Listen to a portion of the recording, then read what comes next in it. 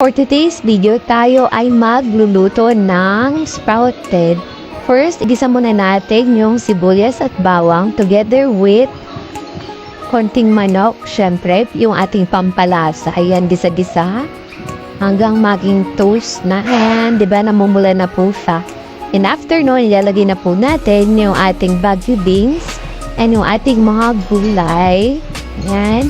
And yung ating sprouted, lalagay na natin siya. Ihalo-halo lang po natin siya sa ating gulay para masarap siya.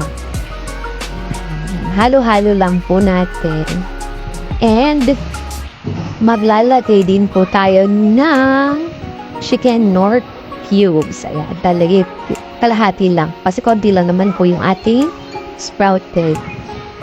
Ayan na po yung aming finished product. Ang aming ulam, sprouted.